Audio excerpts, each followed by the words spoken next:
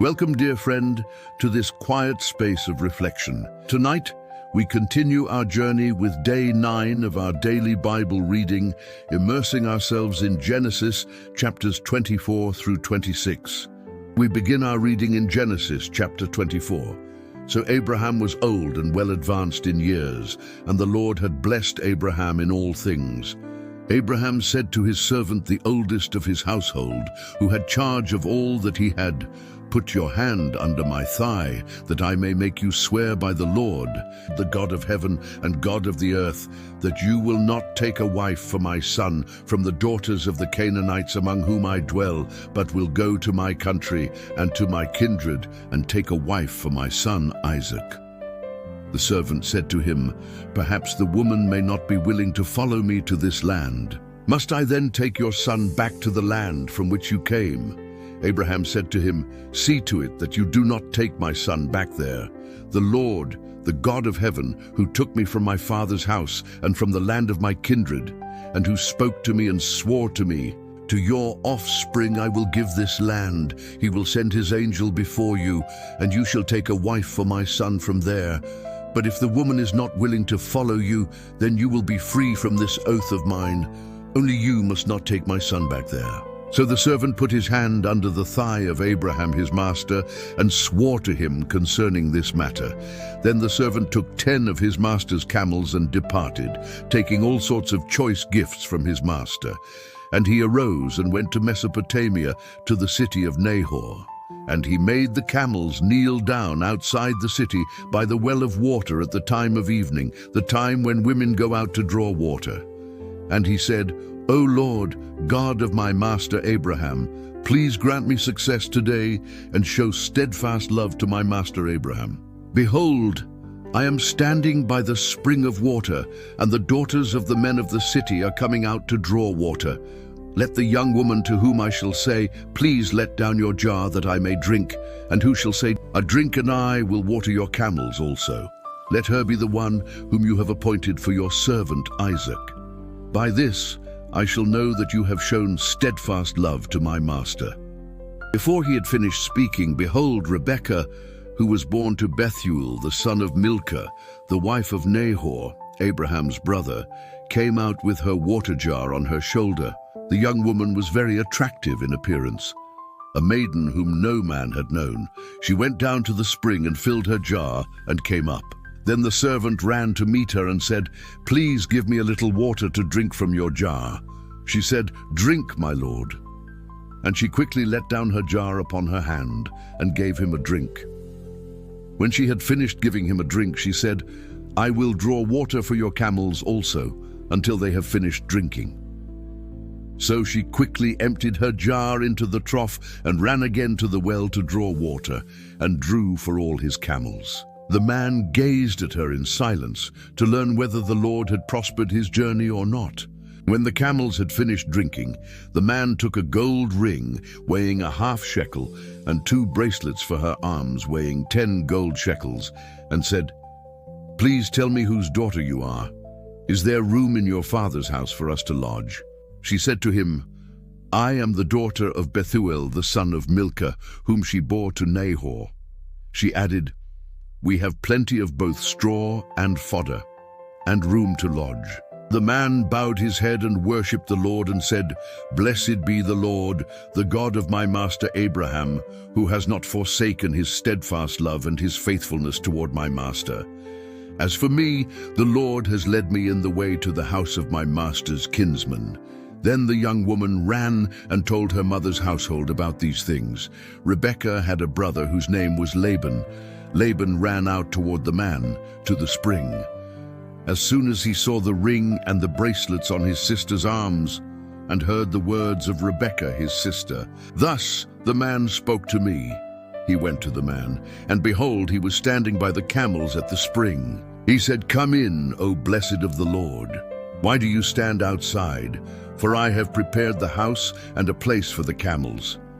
So the man came to the house and unharnessed the camels, and gave straw and fodder to the camels, and there was water to wash his feet and the feet of the men who were with him. Then food was set before him to eat. But he said, "I will not eat until I have said what I have to say." He said, "Speak on." And so the story continues as the servant recounts his divine appointment. And when Rebekah's family heard his words, they saw the hand of the Lord in it. They said, "This thing is from the Lord. We cannot speak to you bad or good. Behold, Rebekah is before you. Take her and go, and let her be the wife of your master's son, as the Lord has spoken." When Abraham's servant heard their words, he bowed himself to the earth before the Lord. Then they called Rebekah and said to her, "Will you go with this man?" She said, "I will go." So they sent away Rebekah their sister and her nurse, and Abraham's servant and his men, and they blessed Rebekah. Now Isaac had returned from Beer-lahai-roi and was dwelling in the Negeb, and Isaac went out to meditate in the field toward evening. And he lifted up his eyes and saw, and behold, there were camels coming. And Rebekah lifted up her eyes, and when she saw Isaac, she dismounted from the camel and said to the servant, "Who is that man walking in the field to meet us?" The servant said, "It is my master." So she took her veil and covered herself. And the servant told Isaac all the things that he had done. Then Isaac brought her into the tent of Sarah his mother and took Rebekah, and she became his wife, and he loved her. So Isaac was comforted after his mother's death. We now turn to Genesis chapter 25. Abraham took another wife, whose name was Keturah. She bore him Zimran, Jokshan, Medan, Midian, Ishbak, and Shuah. Abraham gave all he had to Isaac, but to the sons of his concubines Abraham gave gifts, and while he was still living he sent them away from his son Isaac eastward to the east country. These are the days of the years of Abraham's life, 175 years. Abraham breathed his last and died in a good old age, an old man and full of years, and was gathered to his people. Isaac and Ishmael, his sons, buried him in the cave of Machpelah. After the death of Abraham, God blessed Isaac his son. This is the account of the family of Isaac, Abraham's son, and Isaac was 40 years old when he took Rebekah to be his wife. Isaac prayed to the Lord for his wife because she was barren. And the Lord granted his prayer, and Rebekah his wife conceived. The children struggled together within her, and she said, "If it is thus, why is this happening to me?" So she went to inquire of the Lord. And the Lord said to her, "Two nations are in your womb, and two peoples from within you shall be divided. The one shall be stronger than the other, the older shall serve the younger." When her days to give birth were completed, behold, there were twins in her womb. The first came out red, all his body like a hairy cloak, so they called his name Esau. Afterward his brother came out with his hand holding Esau's heel, so his name was called Jacob.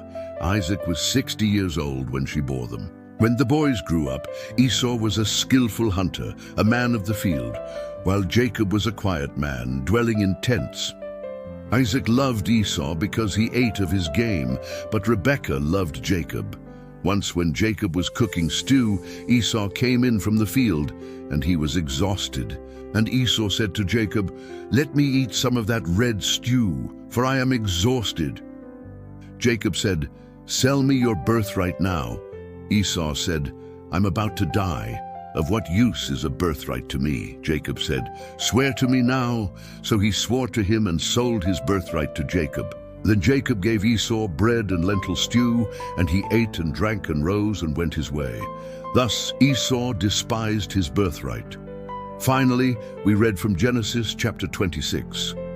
Now there was a famine in the land, besides the former famine that was in the days of Abraham. And Isaac went to Gerar to Abimelech, king of the Philistines. And the Lord appeared to him and said, "Do not go down to Egypt. Dwell in the land of which I shall tell you. Sojourn in this land, and I will be with you and will bless you. For to you and to your offspring I will give all these lands, and I will establish the oath that I swore to Abraham your father. I will multiply your offspring as the stars of heaven, and will give to your offspring all these lands. And in your offspring all the nations of the earth shall be blessed, because Abraham obeyed my voice and kept my charge, my commandments, my statutes, and my laws. So Isaac settled in Gerar. When the men of the place asked him about his wife, he said, "She is my sister," for he feared to say, "My wife," thinking, lest the men of the place should kill me because of Rebekah, because she was attractive in appearance. When he had been there a long time, Abimelech, king of the Philistines, looked out of a window and saw Isaac laughing with Rebekah, his wife. So Abimelech called Isaac and said, "Behold, she is your wife. How then could you say, 'She is my sister'?" Isaac said to him, "Because I thought, lest I die because of her." Abimelech said, "What is this you have done to us? One of the people might easily have lain with your wife, and you would have brought guilt upon us." So Abimelech warned all the people, saying, "Whoever touches this man or his wife shall surely be put to death." And Isaac sowed in that land and reaped in the same year 100-fold. The Lord blessed him, and the man became rich and gained more and more until he became very wealthy. But the Philistines envied him. Now all the wells that his father Esau's servants had dug in the days of Abraham his father, the Philistines had stopped and filled with earth. And Abimelech said to Isaac, "Go away from us, for you are much mightier than we." So Isaac departed from there and encamped in the valley of Gerar and settled there. And Isaac dug again the wells of water that had been dug in the days of Abraham his father, which the Philistines had stopped after the death of Abraham. But Isaac's servants quarreled over the wells, and Isaac moved on and dug another well. Finally, he moved from there and dug another well, and for that one they did not quarrel. So he called its name Rehoboth, saying, "For now the Lord has made room for us, and we shall be fruitful in the land." From there he went up to Beersheba, and the Lord appeared to him the same night and said, "I am the God of Abraham your father. Fear not, for I am with you, and will bless you and multiply your offspring for my servant Abraham's sake." So he built an altar there, and called upon the name of the Lord, and pitched his tent there. And there Isaac's servants dug a well. In these chapters, we see the beautiful tapestry of God's plan weaving through the lives of his people. From a servant's faithful prayer at a well, to the birth of two rival nations from one womb, to Isaac's perseverance in the face of conflict, one truth remains constant: God's covenant endures. His promises to Abraham are passed to Isaac, a legacy not of earthly wealth, but of divine faithfulness. Through love and loss, through struggle and success, God remains present, guiding, protecting, and making room for his people to be fruitful. Have a wonderful day and join us tomorrow. Thank you.